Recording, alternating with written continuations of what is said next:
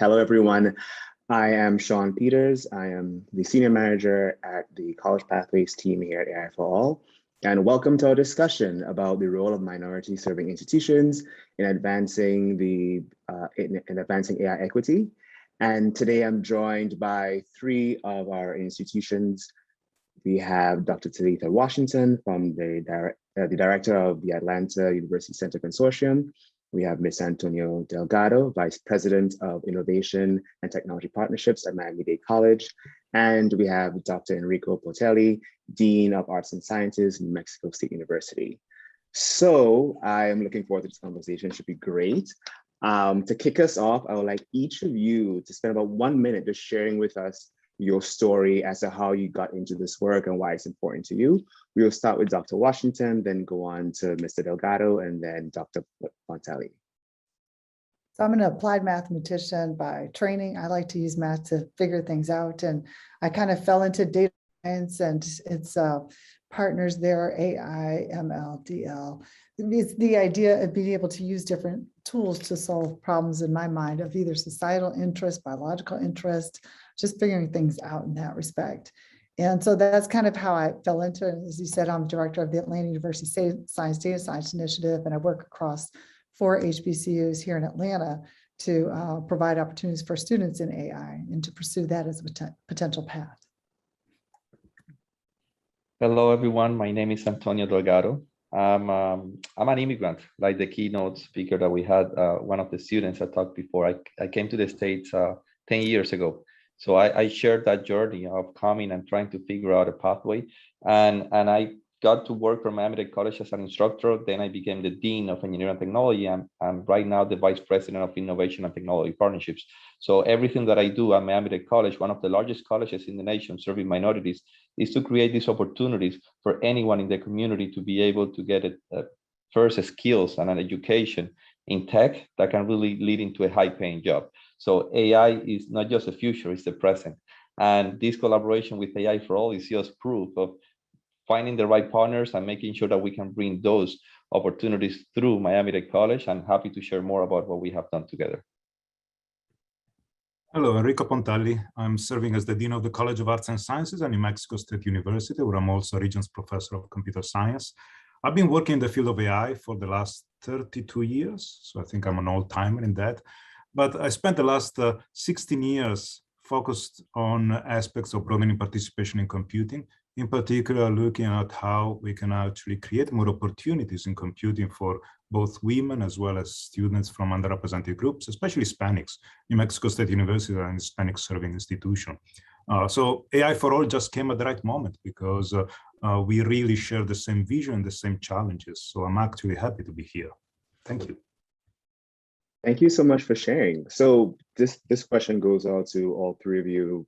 Feel free to unmute and chime in. But why is it so important for us to highlight, support, intentionally include students who have been traditionally overlooked and underrepresented in this field? Why is it so important for us to do that together?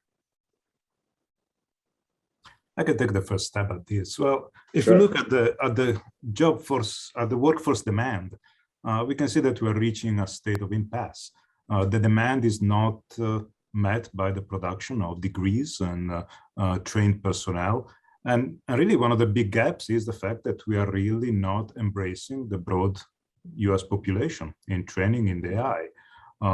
If you look at this percentages of people from underrepresented groups that are joining the workforce, they are way far from parity. So it's very important to be inclusive. And inclusive doesn't mean that we need to actually change our standards. We just need to meet the students where they are. And that's probably one place where AI for All has been doing a fantastic job. And coming from one of the largest Hispanic-serving institution or minority-serving institution in the nation as a college, we see how there is a big disparity into the tech jobs and the opportunities that are being available. We see a lot of same background, same type of stereotype, and we don't see a lot of minorities. We don't see Hispanics. We don't see Black students getting into those opportunities. So that's why it's so important to make sure that we are intentional about creating the pathway and creating the awareness and creating the collaboration with companies to make sure that there are job opportunities available for everyone, not just for a few. And to add that, over the years, there have been growing concerns about having inherent racism in artificial intelligence and computer algorithm technologies. And so some of you have akin to AI and such technologies have become the new frontier for civil rights, you know, because these algorithms, they can determine who gets a loan, who gets a job, your insurance, and facial recognition, who goes to downtown, gets stopped by police, traffic cameras. The list is endless as far as how this is impacting everyday life. And having diverse people developing the technologies, guiding the technologies, at least in my mind, is a necessity so that we can thwart some of these inherent racisms that have creeped in, we'll say, into these algorithms, into these technologies, because it can be dangerous. And so the AI for All programs, you know, is designed to bring people together and highlight these voices that have been historically excluded from this field. And to be frank, it will ensure a better future for artificial intelligence, and it will make the artificial intelligence technologies more robust because it will take in diverse perspectives. It will take in these different social stances that really will help benefit our lives as we move forward. No, a lot of times when we're talking about our students and this type of work, we say support. And that can be a very big word. It looks very different depending on the institution, the students, and how even like you think of support. Dr. Pontelli, I know you have a lot of opinions, thoughts on the role of mentorship in all of this, and that's a type of support that we want to offer students. And I'd love you to share a bit more about what your thoughts on mentorship. And Dr. Washington and Mr. Delgado, please feel free to chime in as well. On that front. Yes, thank you for the question, because this is something that I've been really passionate about for several years. Well, when I started working with trying to address issues of broadening participation, initially we took the traditional academic approach, like we are the faculty members, we are the teachers. You can use my that's yours. And we quickly realized that this was not working. We had students that were facing challenges, but they were not willing to share those challenges with us because we were seen as the instructor, the leaders, the kind of the top of the tower. And so we quickly learned that the best way to reach out to the students was through students. So all the programs that we're running here at an MSU, they are completely run by undergraduate students. They design the curriculum, they deliver the curriculum, they serve as mentors, they serve as assistants. And this is very important because we need to create realistic role models for the students, and undergraduate students who just went through similar experiences, they become the best role model for incoming freshmen, for high school students, for middle school students. And that relationship becomes really a mentoring relationships where students share their experiences and they help the incoming students to address the same challenges.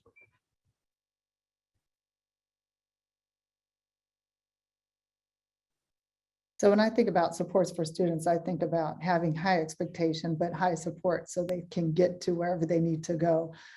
So we do expect our students to excel and to work and participate in the area, but we also provide the high level support. So at Morehouse College, Professor Yvonne Phillips, what she did with the AI for All course, she built a 1 credit hour wraparound course to provide support to the students, to check in, and to also infuse different current topics in artificial intelligence, stuff to supplement. And so she would check in with them, what about this, what about that? And then she would fill in as she goes, because each student, when they come into the space, they're going to know something or not. And how do we fill that in? So the way in which she approached it really was, I'm going to go along this journey with the students, and I will bring my knowledge and expertise to help guide and support their learning as they go through the different programs. So it's about meeting the students where they are. It's about asking, and not in a punitive way, but just as the researcher mind, as trying to figure stuff out and learn what works best. And really, to be frank, I really enjoy supporting our students, and it's great to see them go off and do these wonderful, fantastic things. And then they come back and become role models for our current students and give them something to attain to. I wanted to echo what Dr. Washington mentioned about when we think about support for Miami College, that translates into wraparound services to support the students while they're working, to support the minorities that have to work during the day to come to school at night or to join a course online. So it's sometimes about providing the most affordable pathway to study, in this case, artificial intelligence, to have full right for a tuition that can, that scholarship that can cover the tuition of a class, or just to make it the most affordable possible, but also to think about those mothers that have to, take care of their kids, and how can we provide support for that, support for transportation, for in-person classes that are usually better for this type of heavy lifting on tech, that having a mentor or a teaching assistant close to you that you can reach out. So those wraparound services that usually are affecting minorities that are an afterthought, like someone says, like, yes, it's just that the curriculum is there, you have an instructor, but it's more than that. And that's what we focus on a lot. And secondly, with the mentorship component, we try to bring the experts in the industry. We try to bring role models that the students can follow and see, like, if they were able to make it, I can be one of them. So trying to create those role models as a way to encourage the students that, yes, this is possible. Yes, this is for you. Yes, this is a pathway that you can be an AI engineer in the future if you decide to go for it.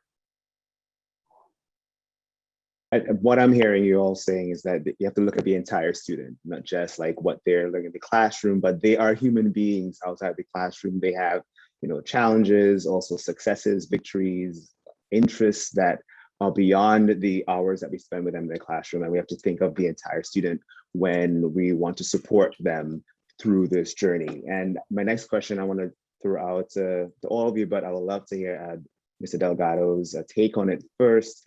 So you've been talking about your kind of overall strategy for supporting students, and I would love to hear a bit more about how College Pathways kind of fits in to that. Like, how are we a critical piece of the puzzle? How have we been helpful in your work with your students? So at Miami-Dade College, we have a mantra that says that talent is universal, but opportunity is not. So our job is to create the opportunity pathways, is to create the opportunities for our students. So when we think about technology and how technology can really change your life with a really high-paying job, every program that we create in technology is a pathway, it's an opportunity that we create. So when we decided to focus on artificial intelligence, looking at the needs from companies growing and growing and growing and not finding enough talent in AI, we decided, like, as a community college, as a college that we are, we can reinvent and create something that doesn't exist. It's usually at universities and especially graduate level. How can we create a pathway for undergraduate that the students can really create a foundation and create a pathway into an applied AI position? So the approach is great, let's do it, but who are the experts? And just Google AI and you see AI for all as a great opportunity. So that's really how we found about College Pathways. And I really thank the leadership of AI for all, because it's there to help colleges get into that platform. It's not necessarily reinventing the wheel, just getting to this amazing group that has led, with curriculum, with development, with pathways, with wraparound services, with internships and support. That's what we saw on you guys, and that's what we really appreciate. Like, as a college that is just getting started, it's great to have a partner like you providing all those services. So that's what really happened during the last year when we pilot with you, Shan, and we really created a unique approach to Miami-Dade College class, the first class in AI ever, and then doing that class in collaboration with AI for All and College Pathways in particular, to make sure that the students have the experience from the classroom at Miami-Dade College and from the curriculum that AI for All put together, and really creating a unique partnership that is allowing us now to go to a next level. Very happy to hear that we've been able to help you so much, Antonio. And Dr. Washington, Dr. Pontelli, anything you want to add to that question? How has College Pathways fit into your approach strategy, and how have we been a critical piece of your tool?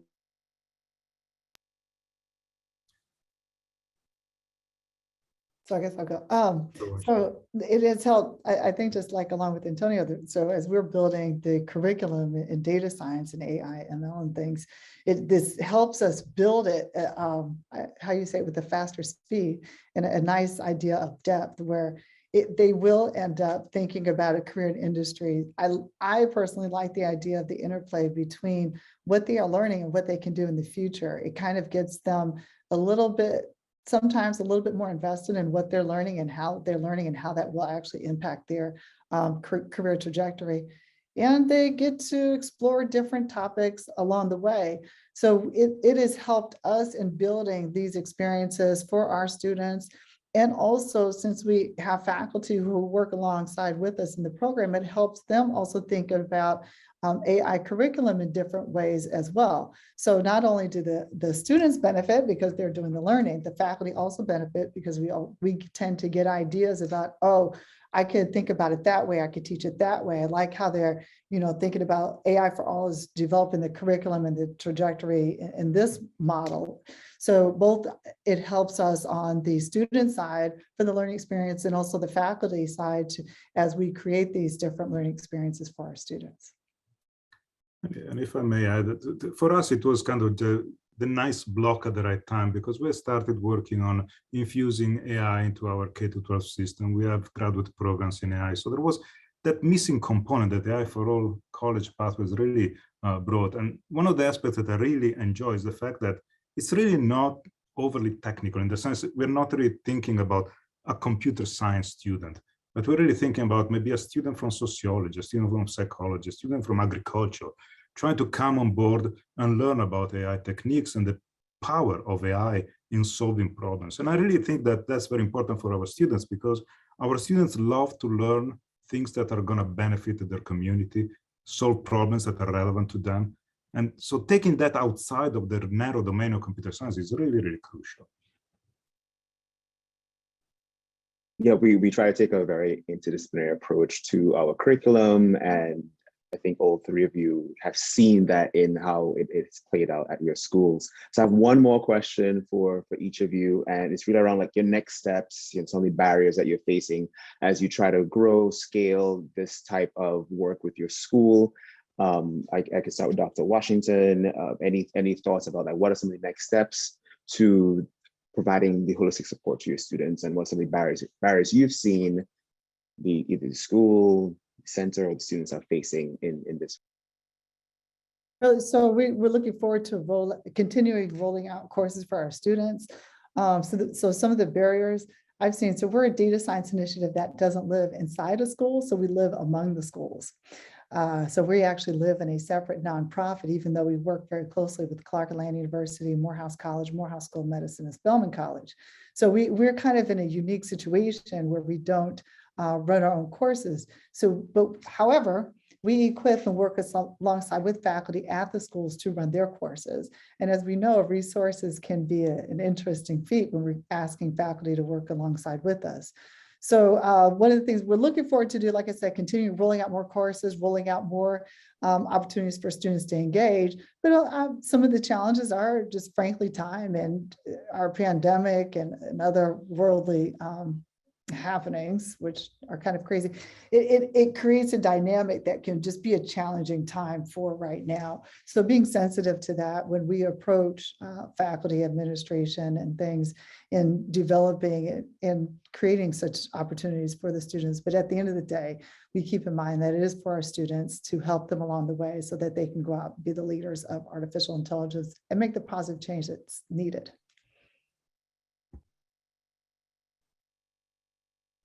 So I will say that after we have been able to create this foundation at Miami-Dade College, our next steps are to really go, as your name says, for all. So we started with a small pilot, but the vision for the college and even the college president is very clear. How can we bring AI as a tool for every single student at Miami-Dade College? And we have more than 100,000 students. And this means about students from any major that instead of learning how to use a computer, which is a fact that pretty much all of our students know already, how can we make AI as a mandatory course to understand what AI means and how can you apply AI into your field, whatever your field is. So that's the pathway that Miami-Dade College is following. How can we help every student in the college? And at the same time, we're going deeper into a full bachelor degree into applied AI. And we don't want to work into the whole theory about AI. We want to make it really applicable in a way that computer science students can go deeper to find a job into an applied AI analyst position that doesn't require to be a full engineer, but can already land you a job. And so really when we establish these next steps, our challenges are on number one, like who can help us really create something like this. And this is a piece where AI for All was instrumental with College Pathways. And we also found those leaders on AI, professionals, experts on AI that really believe in this mission, that not every AI position should be an AI engineer, that you can have applied AI positions and they are willing to create with us a curriculum that doesn't exist right now at a college level. So the second challenge is really more about who can teach this content and how to find the right faculty willing to come with the AI expertise and really come to a college and teach. Knowing the high salaries available is really hard to compete. So that's a huge challenge. And that's where I really appreciate the whole support from AI Pro's team, from Roshni, from Alvaro and Yushan, making those connections and creating opportunities for us to collaborate and use the resources that you have available, that we're less dependent on a full-time faculty working on a classroom. But while we find the faculty that are going to sustain the program. So, and then the last component is really how do you create the environment for the students to get exposed to AI, not just in a classroom, but outside of the classroom. And that's why Miami-Dade College is investing in creating AI centers where the students can do extracurricular activities and projects and clubs to really engage. And that's very similar to what you already are doing in AI for All. So not just coming into the classroom and doing something or learning, but how can you create projects and connect with companies? And that's exactly what we're building at Miami-Dade College, to have a physical location where the students can have access to resources and really work on these extracurricular projects to engage with companies and hopefully find a job. And if I can just echo what Antonio said, because he presented it very, very nicely. AI are skills that everyone should have eventually. We were talking about computer literacy 20 years ago. Now there's AI literacy, which is an essential skill. So the challenge, of course, is finding an effective way to make sure that every single student can get exposure to AI. And that should be really part of the existing degree programs. If I have somebody doing, I don't know, wildlife science, they need to know AI. If somebody is doing sociology, they need to know AI. So the question is how to build those components in the curriculum that can actually provide these basic literacy skills in AI to every single student. Well, we are excited to go along this journey with you as you all map out your next steps. And thank you so much for spending time with us today and sharing your thoughts and wisdom around the field and how you're working to push the field of AI forward when it comes to AI equity. Everyone else, thank you so much for joining us. As you may have seen in the chat, College Pathways is recruiting new partners for fall 2023. So feel free to reach out to us at collegepathways@aiforall.org or fill out this form that I just shared in the chat. Again, thank you so much for your time and do enjoy the rest of your day. Thank you.